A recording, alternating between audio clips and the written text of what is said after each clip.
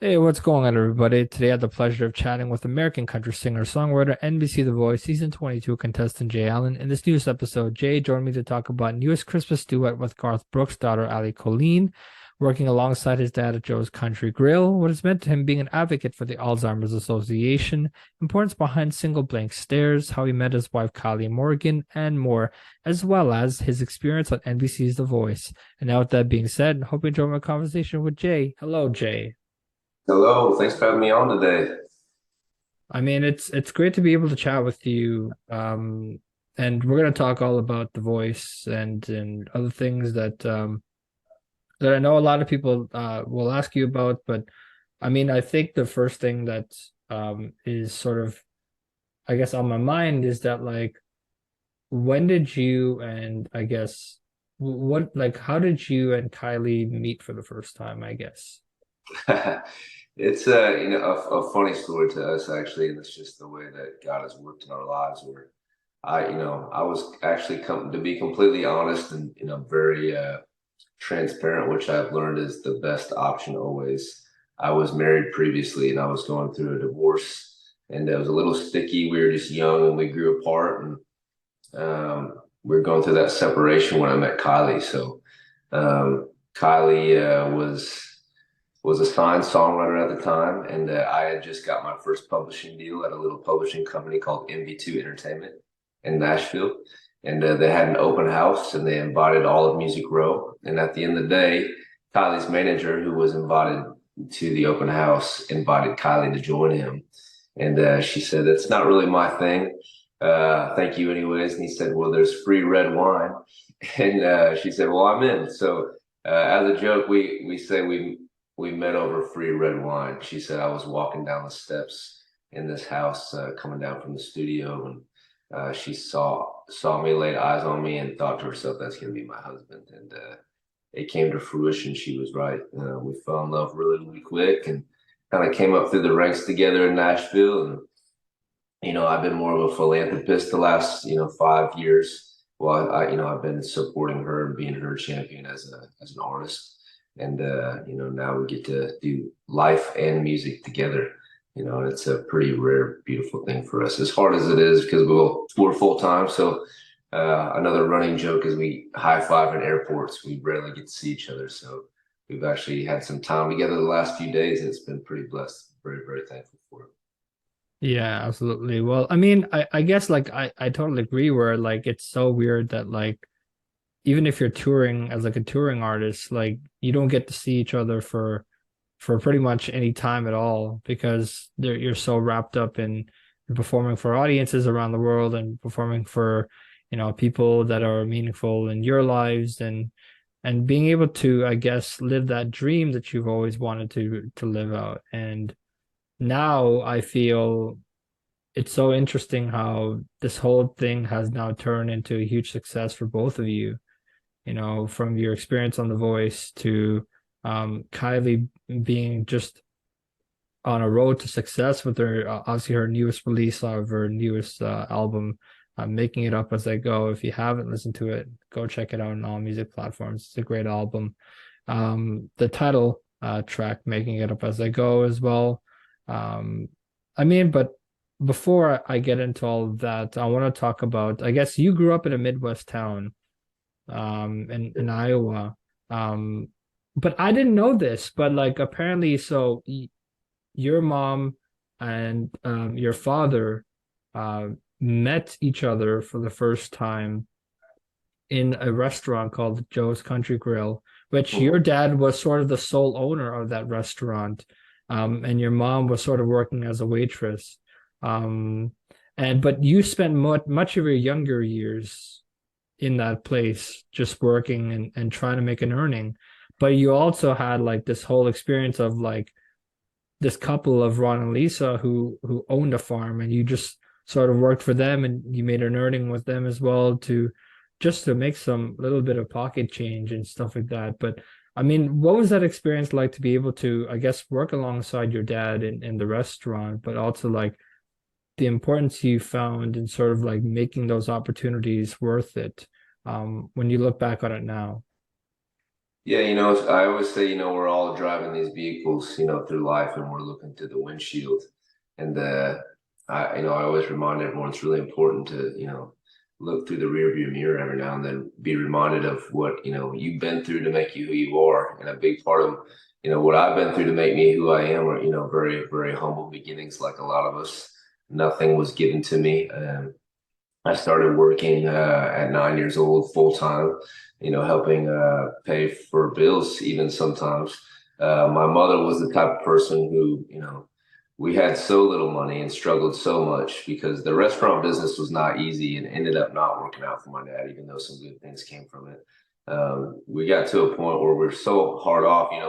I lived in an area where, all my best friends were kind of, they were a lot more well off than me, let's say that.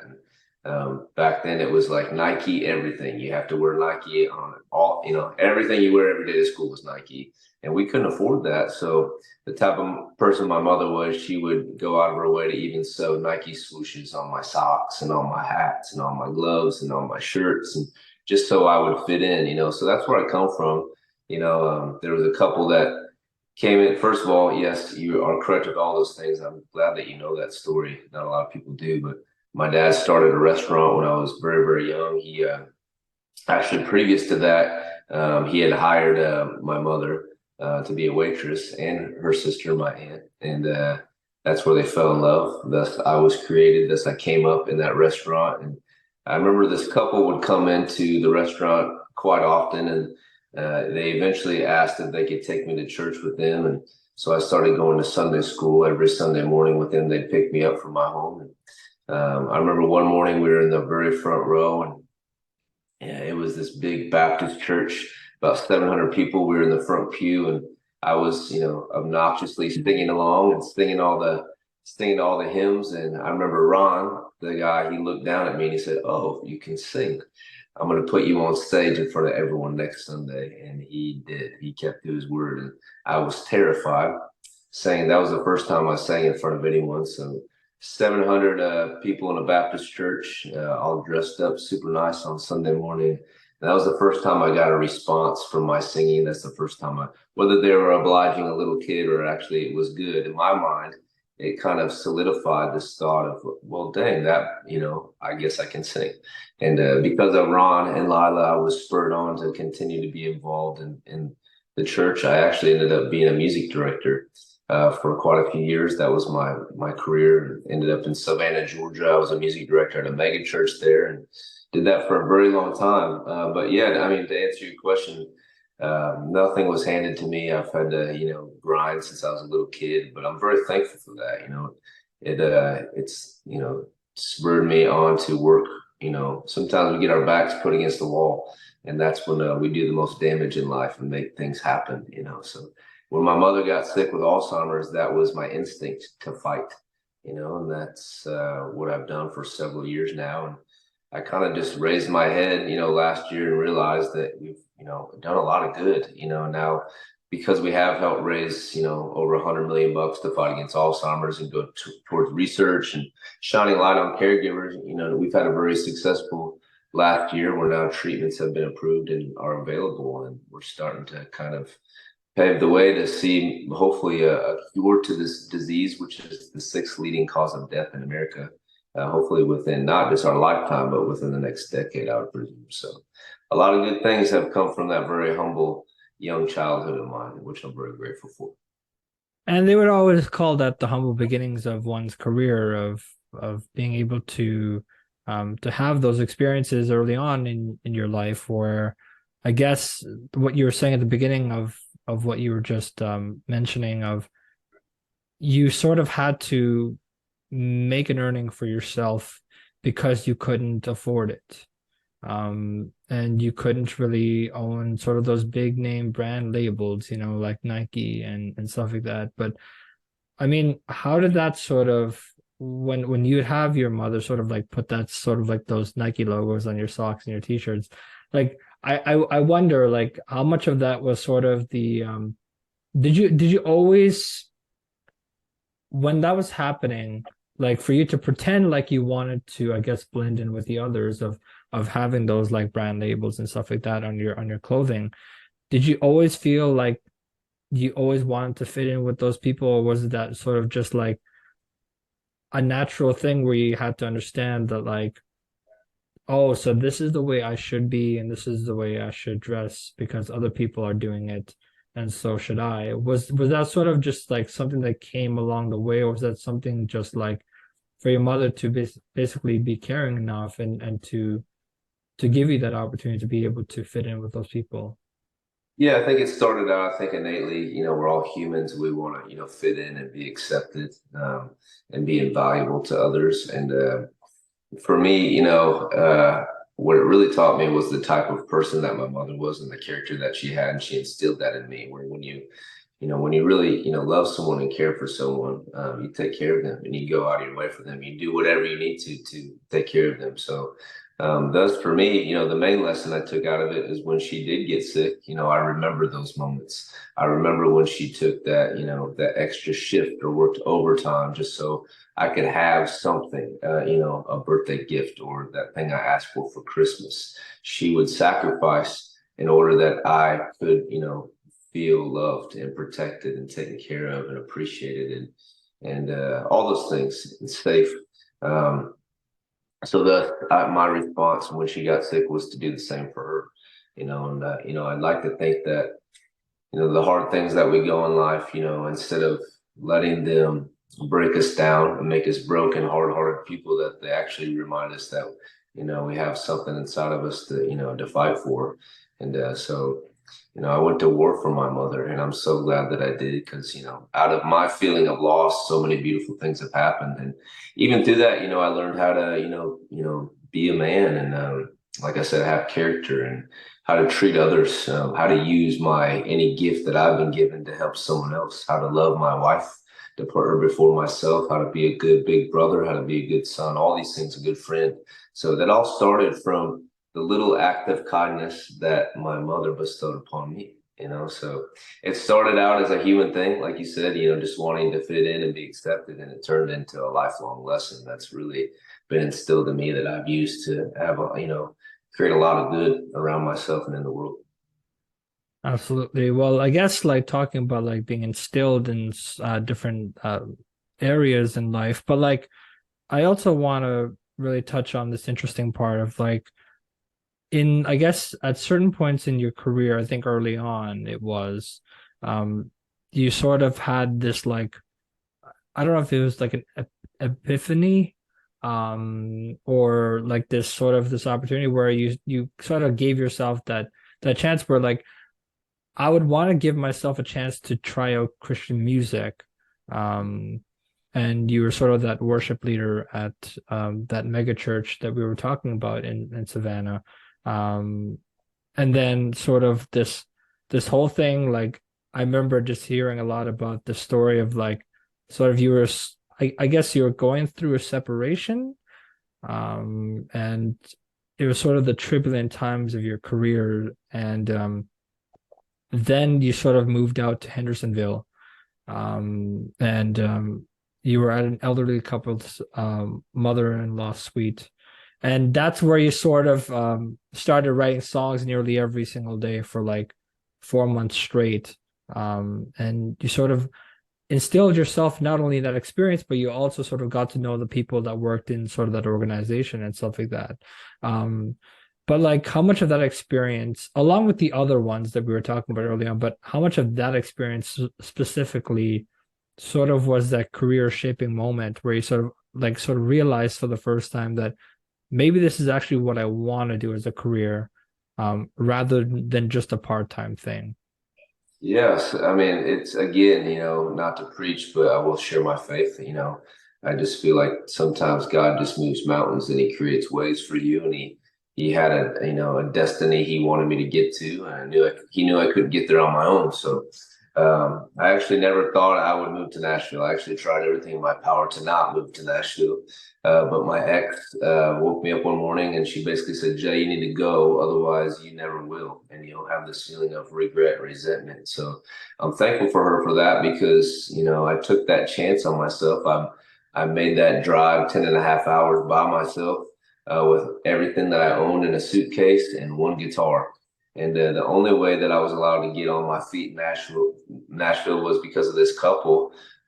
It was a friend of mine. He knew a couple. He was a retired pastor, and it was his wife. And like you said, they lived outside of Nashville in Hendersonville, just 20, 25 minutes away from downtown.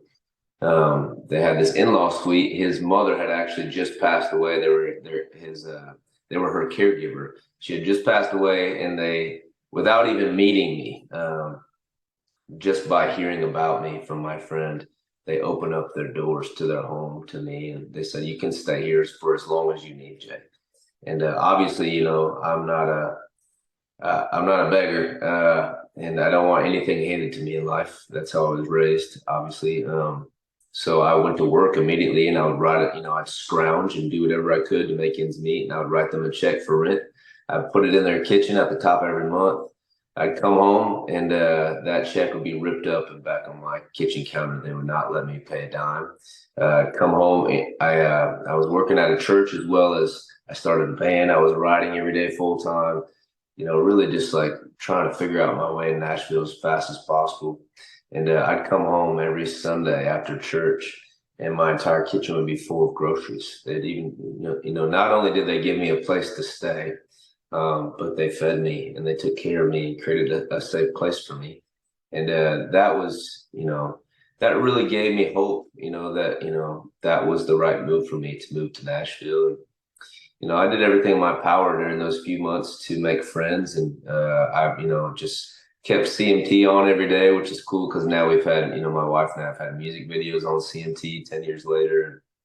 And, I really I dug in and tried to find my way. And, because of that, I was able to write every day, make friends with writers, and got my first publishing deal, and then I could kind of start providing for myself. But it would not have happened without that couple. I'm forever grateful to them. And I've just seen, God put people like that in my life ever since, and that's given me the confidence to keep moving forward, and I'm so glad that I have. I just shared a story on social media where at one point I wanted to throw in the towel. I'm sure we all have several of those moments in our lives, in our careers, in our relationships. And there was one moment in Nashville where, like I said, I created this band. I thought we had beat the odds, and we got offered a deal. And about 9 months into that, the deal folded. The band broke up. Like I said, I was going through a divorce. I was a pretty heartbroken guy, and I thought to myself, I made this decision. Okay, like that's my answer. I thought it was a sign, but to kind of retreat.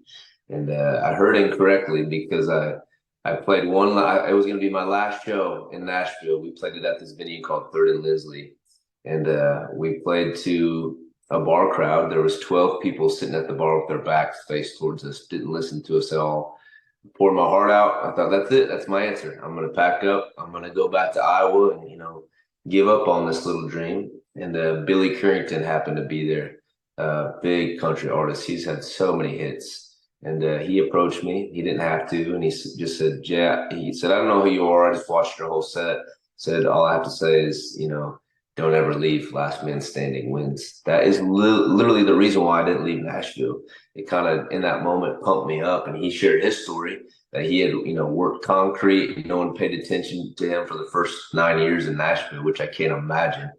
And, now look at him. So I thought, if he can do it, I can do it. So that's literally the reason why I stayed. So, I think God's just put angels in my life along the way to, coach me and pump me up and encourage me to stick it out and keep moving forward. So, but really in Nashville, it started with that couple. They let me stay in their home for free and took care of me and loved on me. And so, again, another life lesson where I've taken that and I've tried to bestow that on others as well because they did to me. Absolutely. Well, I mean, I was gonna talk about that Billy Currington moment just a second ago because that was so interesting because you were that's so right. You sort of had booked this one last show at Third and Lindsley, and then there in the crowd was Billy Currington. I guess now, like looking back on it, it's sort of now like hearing your response to that question I just asked previously. It seems like now it's sort of like come full circle for you to realize like it's so surreal to have had that sort of belief from the beginning of Billy Currington to say that, you can do this. You if you can survive like the heartbreaks of a divorce and the I guess the tough times of also like working in different places where you may not have enjoyed most of it. Um, but you still persevered, you still showed up even when you didn't have to. And you sort of still made this living for yourself. And here you are, making yourself not only an artist, but you're also now supported by Kylie Morgan, who's also been such a huge success in music as well. And now you're touring and you're making music and you're pumping out all these albums and these singles that you're releasing. But one thing I feel is important that I want to talk about is obviously um, during your, I guess, your blind audition on The Voice, you shared very openly um, about your mother and Alzheimer's, um, and sort of how that has impacted you during your career. And um, I felt it was such an important thing to talk about because I know it's meaningful to you, but I don't know how much people usually talk about in interviews because people may think it's sensitive, it's something that we can't talk about in the news because it's people are not going to gravitate towards it. Um, but I wanted to ask you, I mean, being an advocate for the Alzheimer's Association and being able to openly share about that experience, um, what have you been thinking about lately when it comes to that? Yeah, so really, first of all, thank you for opening up the door to that conversation. It is something that's very difficult for a lot of people to talk about. For me, it started as it felt like a burden, to be the person kind of at the front lines of being a voice for this disease, the fight against this disease, bringing light to something. It's really really tricky when you go from having someone take care of you, your parent or your grandparent, to suddenly they're so sick that you're having to be their caregiver. It's a very difficult, not good feeling, and it's so sad and so heartbreaking and so confusing. A lot of people keep it to themselves. A lot of the people around them are not even aware of what these people and their families are going through, especially the caregiver. So it went from a burden to recently I've taken pride in it that I get to be that person, to be a voice for others, not just to write and share music and songs about it, but to actually do interviews like this, which are so important. So thank you again for asking that question and opening the door for it. For me, my mother was diagnosed when she was 51 with what's called early onset Alzheimer's. It took her life in 2 years and 9 months, which is very, very rare. So she passed away at age 54. It was a very, unique situation for someone to be diagnosed and to pass so quickly, especially at such a young age. That's why they call it early onset. I immediately, when I found out, had to educate myself very quickly as to what this was. I was uneducated completely at the time. Like I mentioned previously, I found out this Alzheimer's is the sixth leading cause of death in the United States of America. I don't think a lot of people are aware of that. And then number two, it's a myth that it's associated with the elderly. I now, have heard and associated with people and had, very intense conversations with people and families where their loved one was diagnosed in their early 30s. I've even heard cases of late 20s. Dementia and Alzheimer's is not associated with just elderly. It's across all genders. It's across all age ranges. It is devastating. And I've also learned about, the sad truth that, there's some powerful people in the world that, capitalize on it and make money from this disease, like a lot of other things. And they're trying to hide that there's treatments available and that there's options on how you can stall dementia or even reverse it now in some cases. So, I've become that guy where I have a five-piece rock and roll band, pretty much sing country rock and roll. We're all covered in tattoos. it's a really fun 2 hour long high energy show. But at the end of my show, I made this promise to my mother on her deathbed, to be completely honest, that I would always sing this song and share this story. So we do Blank Stares, the song I wrote for her. I share this story. And then at the end of our show, when we're completely done, I go to the merch booth or side stage, and I will always be the last person to leave the venue. I will stand in line, and I have complete strangers, grown men, lay their head on my shoulders and cry and tell me their story.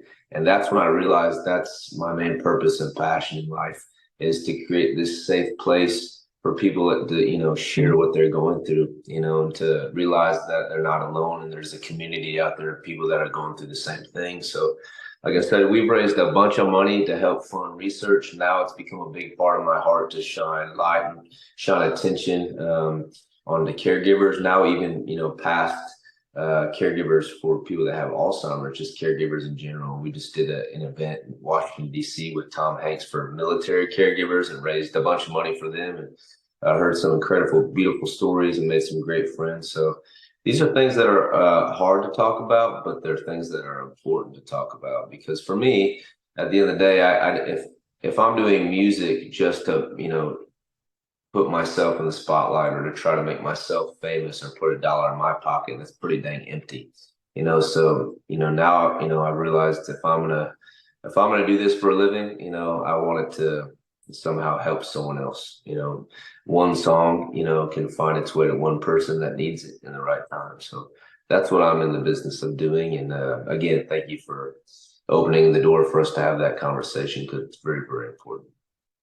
No, absolutely. It's my honor to be able to share that with other people. And you're not the first one to be able to share that story because yeah, like you're absolutely right. I think there are many people out there that are suffering and have their own story, but they're sort of scared to be able to share that story because they don't know how people would react to it. And social media can be very I don't know what the right word to use is, but like the social media can be very, I guess, not only traumatic, but it's sort of this whole thing where you have to be very careful with what you post nowadays because people overreact to like even the littlest things now.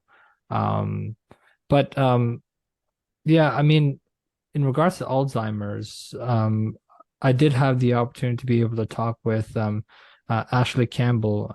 For those who do not know Ashley Campbell, she is the proud daughter of late iconic entertainer Glenn Campbell, who also passed with Alzheimer's.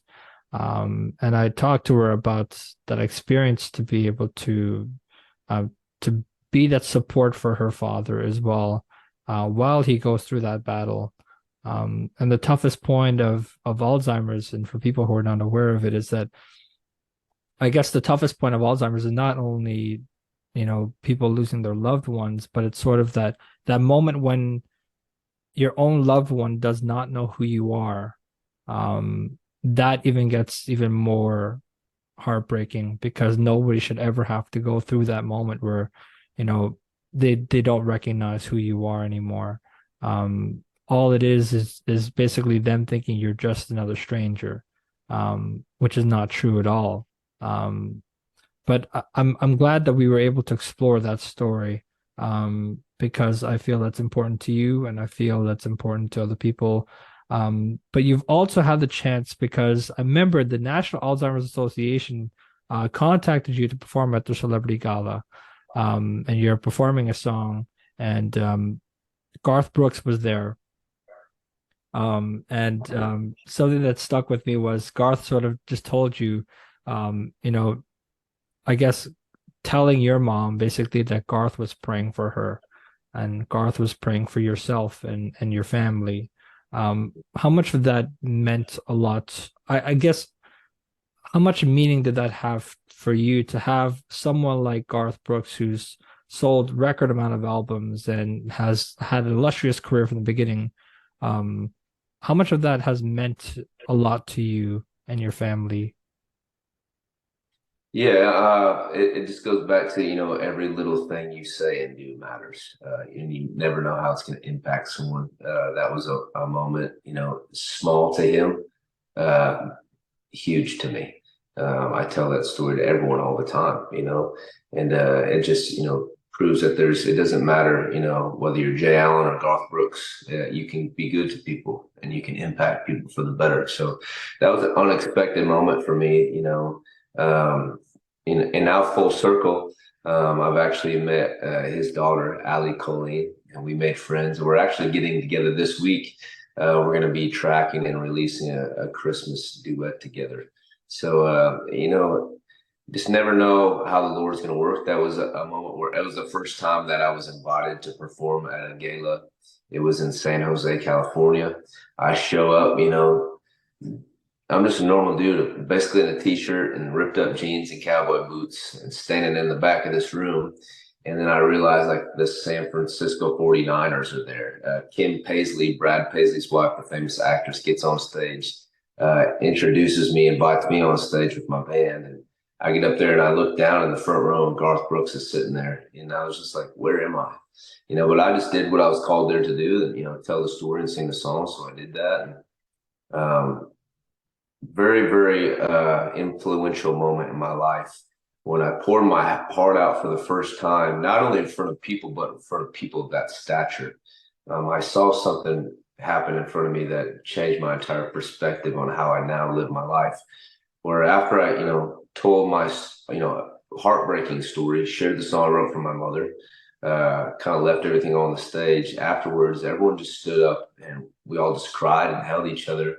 And in that moment, it didn't matter, like I said, if you're Jay Allen, if you were Garth Brooks, it didn't matter how much money you had, how famous you were, how much success you had.